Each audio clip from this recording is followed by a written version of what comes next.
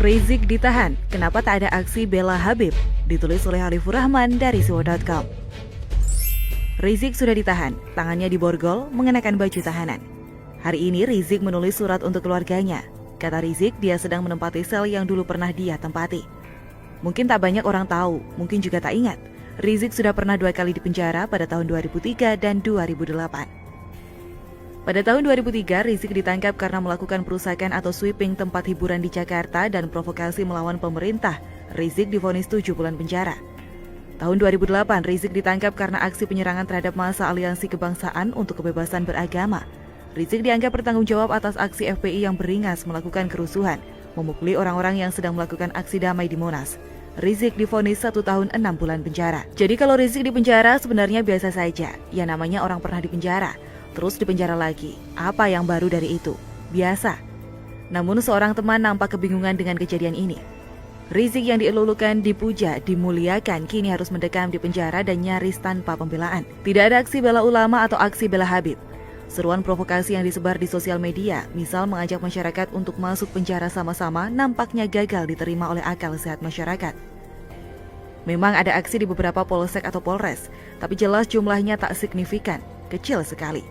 Padahal Rizik katanya imam besar, Habib mulia, tapi kok tidak ada perlawanan atau pembelaan? Tidak ada rencana aksi. Jawaban jujurnya, ya karena memang begitulah kenyataan politik dan FPI. Demo besar-besaran itu selalu melibatkan logistik yang juga besar.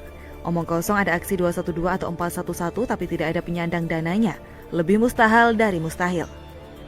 Bahwa kemudian ada orang mengaku bayar sendiri, sampai jual sapi, yaitu hanya sebagian kecil orang yang termakan propaganda. Selebihnya atau mayoritasnya selalu dikerahkan atau dikomando, selalu.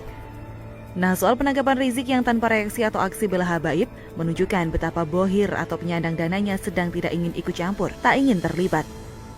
Di mata sang bohir, hari ini Rizik sudah kalah. Ya sudah, biarkan mendekam di penjara. Nanti kalau sudah keluar bisa diskusi lagi. Lagi pula ini bukan pertama kalinya Rizik di penjara, jadi ya biasa saja lah. Sejauh ini belum ada tanda-tanda atau kemungkinan terjadi demo besar-besaran. Selain karena bohir yang belum mau mencairkan dana demo, juga mental FPI yang sedang jatuh karena 6 orang temannya ditembak mati. Kini yang tersisa dan tetap ngotot membela Rizik adalah orang-orang yang putus asa dengan kehidupan.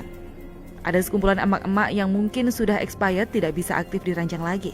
Atau mungkin juga janda ditinggal suami. Atau memang sudah bosan dengan suaminya. Mereka bikin video ingin menggantikan posisi Rizik. Dikiranya Rizik sedang menghadiri undangan arisan, sehingga bisa dengan mudah digantikan. Ada juga sekumpulan bapak-bapak yang nampaknya pengangguran, tak punya kerja dan karir, ingin mendampingi Rizik di penjara. Entah bagaimana perasaan anak-anaknya melihat kelakuan orang tua model begitu.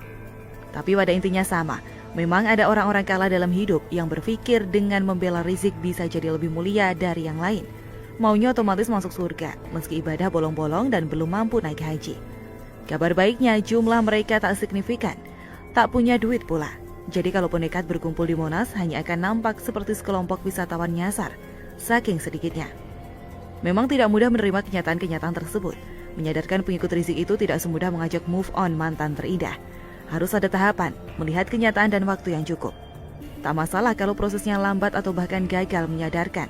Pada intinya kita punya momentum untuk menunjukkan bahwa Rizik bukanlah siapa-siapa tanpa bohir atau penyandang dana. Semoga di akhir hidupnya Rizik mulai menyadari bahwa usianya sudah senja, tenaganya sudah tak sekuat dulu. Jeruji besi dan kesendirian di tahun 2020 jelas berbeda dari 2003 lalu. Semoga dengan begitu Rizik bisa taubatan nasuha dan tidak lagi tunduk pada bohir-bohirnya.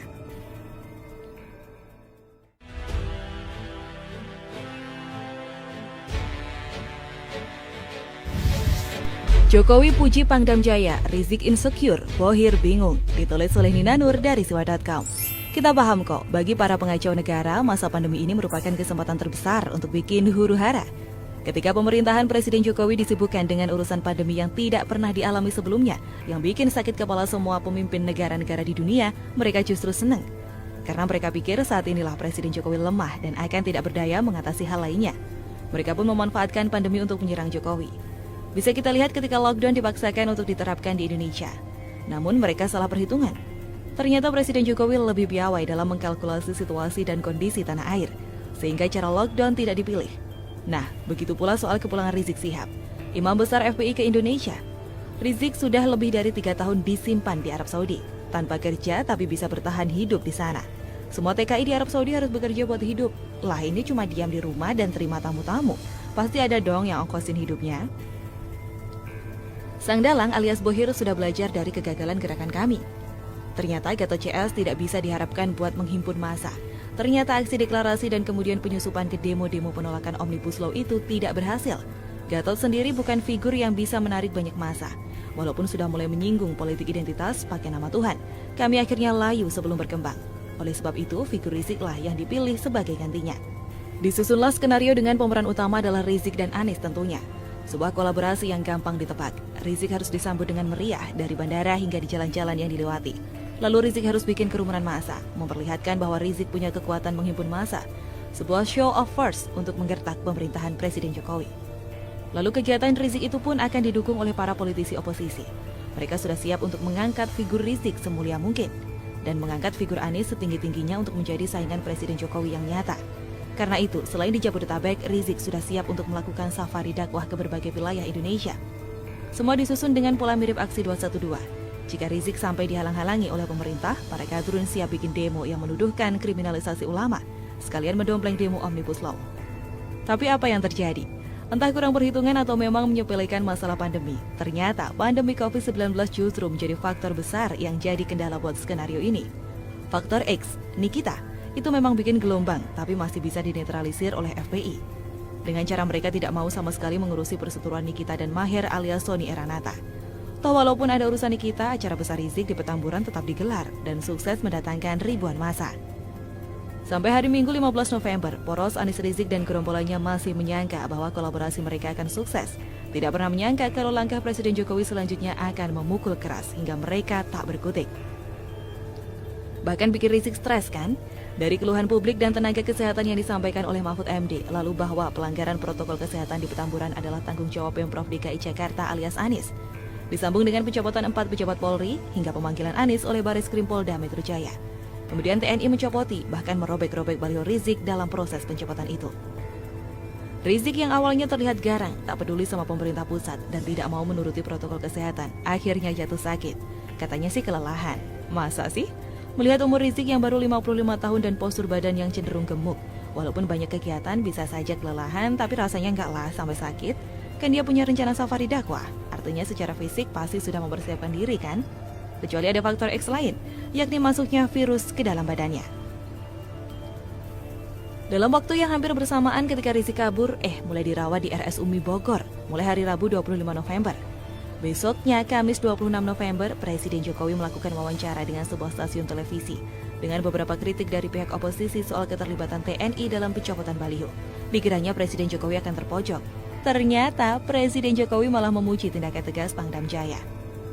Itu saya kira memang ketegasan itu yang kita perlukan, tapi tetap semua harus dalam koridor aturan dan koridor undang-undang yang berlaku. Saya apresiasi ketegasan-ketegasan seperti itu. Selalu saya sampaikan kepada semua komite, ketua satgas dan daerah semuanya agar yang namanya kerumunan-kerumunan besar itu dihindari.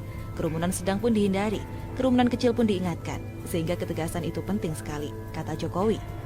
Komitenya harus tegas, satgas harus tegas, satgas daerah harus tegas, semuanya sampai provinsi dan kabupaten atau kota. Kalau tidak, apa yang dikerjakan selama 8 bulan lebih ini jadi sia-sia, lanjut Presiden. Pernyataan tegas Presiden Jokowi ini pun dieksekusi oleh Wali Kota Bogor, Bima Arya. Tak gentar, Bima mengejar agar Rizik dites PCR. Bahkan ketika Rizik sudah dites diam-diam, Bima terus mengejar minta tes ulang dengan bertemu langsung dengan keluarga Rizik. Rumah sakit tempat Rizik dirawat pun juga dikejar, bahkan akhirnya dipolisikan oleh Bima. Seketika publik melihat ketegasan seorang wali kota kecil yang kontras dengan kelicikan seorang gubernur yang memimpin ibu kota negara. Figur Rizik sudah hilang wibawa, baliho yang ada mukanya dirobek-robek. Dari Jakarta dia kabur ke Bogor. Berusaha ngumpet di rumah sakit kecil. Dari rumah sakit dia kabur lagi entah kemana. Feeling insecure? Pihak RSUP pun sudah menyatakan bahwa mereka tidak bertanggung jawab jika terjadi apa-apa pada Rizik yang memaksa pulang dari sana. Anies sih sekedar mencopot anak buah lalu menaruhnya di TGUPP. Publik juga mentertawakannya, namun perhatian sekarang sedang tertuju ke Rizik. Jokowi mungkin juga lagi ketawa melihat kecilnya nyali Rizik. Bohir alias Dalang, ya terdesak sendiri. Bonekanya layu tak berguna, bingung mau berbuat apa. Pusing kan kepala lu?